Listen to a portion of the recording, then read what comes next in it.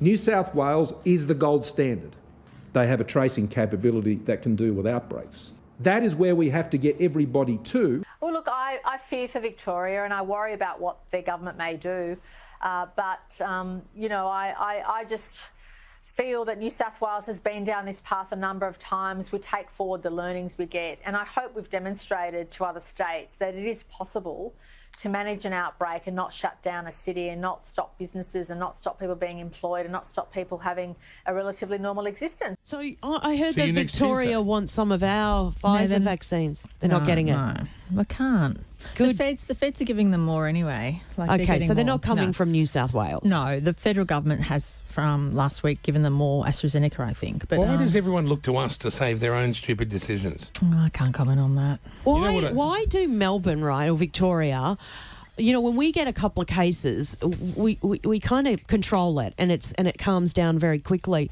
What happens in Victoria where it just gets away from them? I keep saying to people, it's not for me to comment on what other governments do. Yeah, but off the record, what do you think? We've got the confidence that our system's in place, our public's used to doing things a particular way, and it's a question of trust. It's much easier to lock down because you don't have to worry about anything. As we disclosed as soon as we found out yesterday evening, the limousine driver tested positive yesterday, as did his wife, the household contact.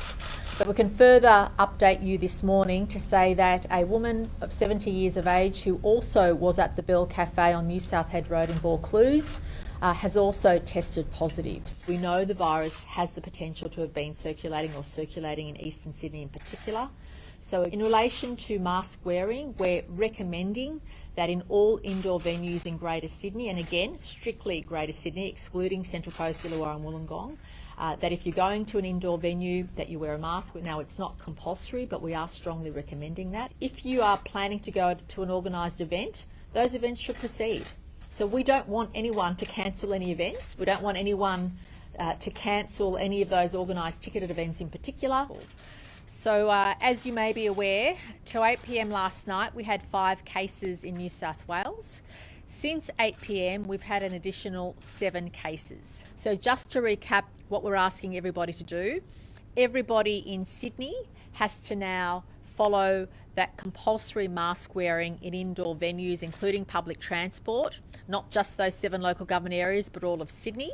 At the moment, there are categories of retail outlets that are required to have QR codes, including nail and beauty salons, hairdressers. All those places already have requirements for QR code, but we are in the process of extending it to all retail outlets.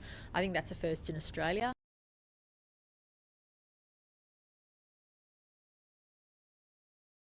Is yes, we've asked everybody to wear a mask in certain settings, but we're still allowing people to freely get about their business, although we're asking everybody to be cautious. Till 8 p.m. last night, we had 18 cases. 13 of those were already known and announced. So there were 5 new cases from yesterday, last night, and 6 additional cases since 8 p.m. this morning. So in total, there have been 11 new cases since we last updated the community. All of the cases have been in isolation, but they were for various times in the community whilst infectious. 8 of the cases were linked to the to the party that was previously reported linked to the case linked to the Bondi cluster. So we don't want anyone to cancel any events.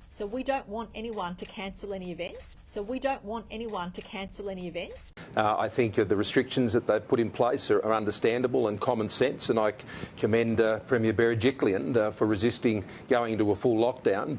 Can I also say that till 8 p.m. last night, we had a total of 11 cases. 6 of them you already knew. The additional 5 are new cases linked to existing cases. And since 8 p.m. last night, we've had an additional 14 cases. So in the 4 local government council areas of Woollahra, Waverley, Randwick and the City of Sydney, if you live or work in those local government areas, you need to stay at home unless absolutely necessary. So from 6 p.m. today, all of Greater Sydney, the Blue Mountains, the Central Coast and Wollongong will go into a lockdown with stay-at-home orders in place until midnight, Friday the 9th of July. So essentially, a fortnight from midnight yesterday, All of Greater Sydney, the Blue Mountains, Central Coast and Wollongong will go into lockdown with stay-at-home provision. And obviously, you're allowed outside to purchase goods, essential goods and services. No, we've made it very clear that retail stores can be open, but obviously we're expecting the community to go out only for essential buying. Just use your common sense. Shops that clearly don't fit into the essential category don't have to open.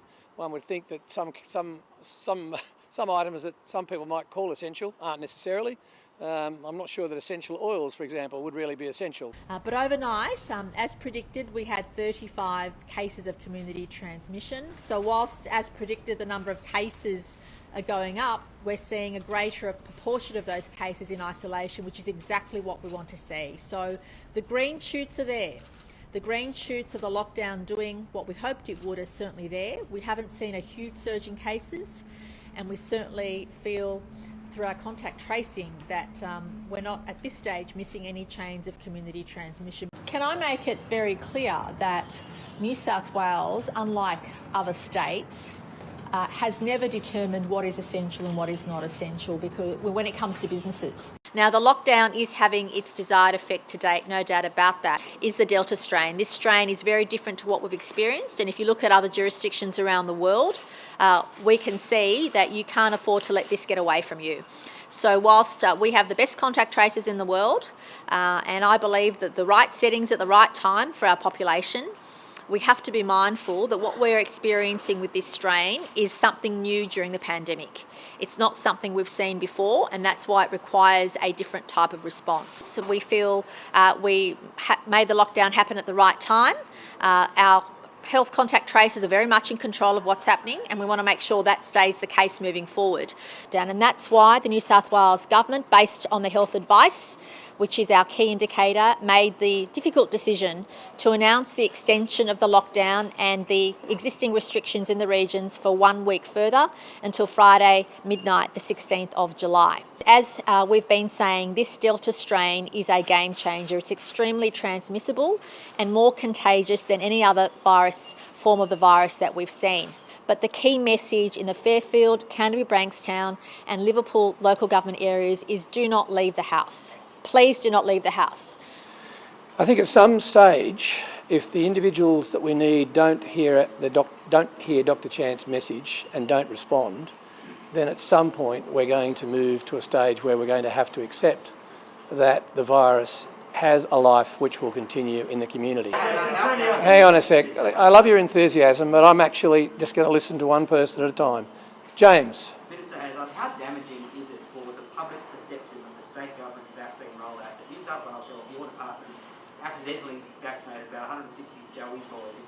How embarrassed are you? What I find more embarrassing, James, is you would make that sort of question accusation against frontline health staff who work their butts off and who tomorrow will have achieved a million vaccinations into arms. You know what?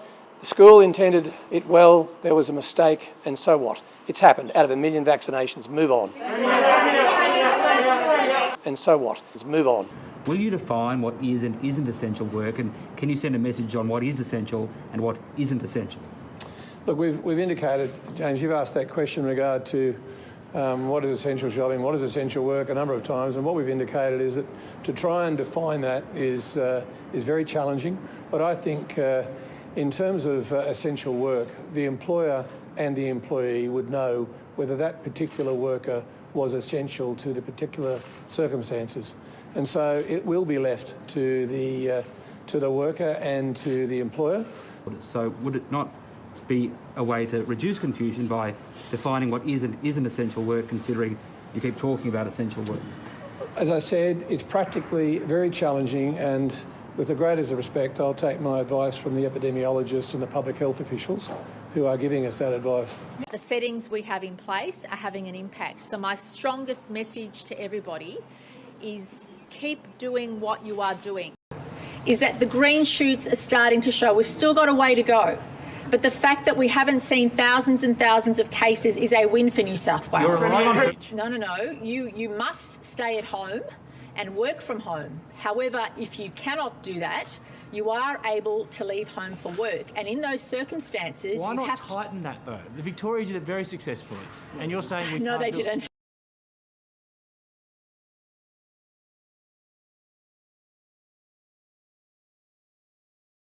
I think the helicopter stopped us today. Thanks, everybody. Run! Get to the chopper! In the 24 hours to 8 p.m. last night, we had 111 cases of community transmission. We want to make sure we have a no regrets policy. What we don't have is that data for the last 5 days. There's always a gap between the cases that are exposed and the cases that may actually be in the community. If you live in either the Fairfield, Canterbury, Bankstown or Liverpool local government areas, you cannot leave those local government areas for work unless you work in health or emergency services. From midnight tonight, we will also make sure that only critical retail remains open. We have a list of what is critical retail, so obviously obvious things like supermarkets, pharmacists, they will retain face-to-face retail, but anything which is regarded as non-critical retail will not be able to have face-to-face. You'll either have to click and collect, you'll either have to get delivery or takeaway, but please know that we've considered carefully what is on that critical list and that will be made available very shortly. Now, the next decision was a difficult one, a very difficult one.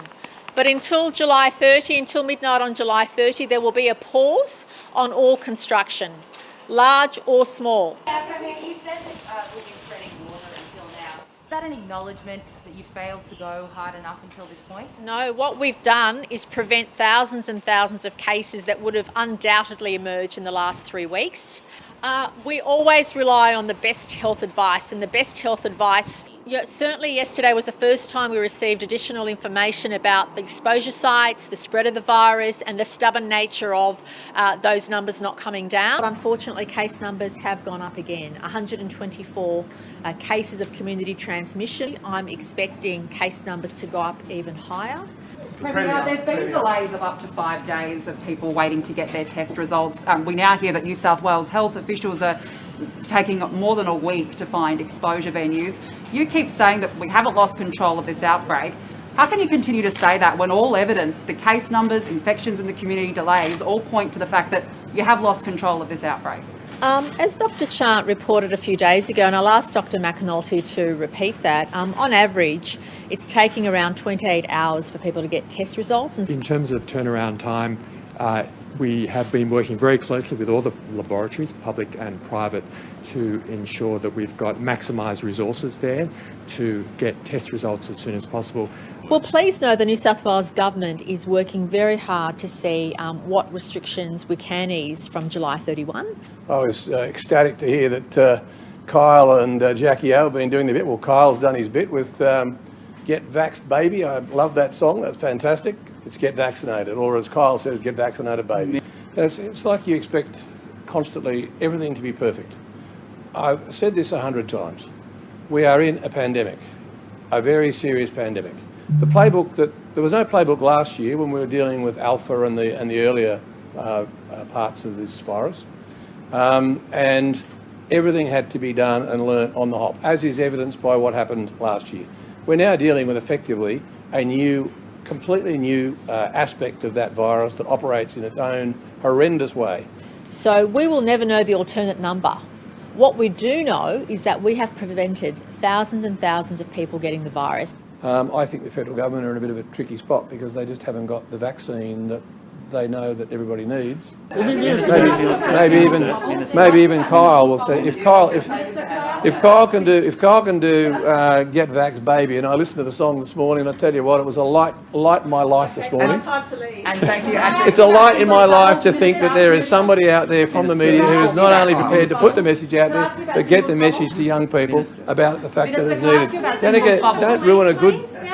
I know Sky's great, but I've got to say, right now, Kiss is doing a lot better job on that. Can I ask you about Sarah. Bubbles, please? Minister, it's an important question. As far as I'm concerned, Kyle and Jackie O, particularly Kyle, he put his own time into it. I heard the song this morning. I got to say that was great. Good on Kyle.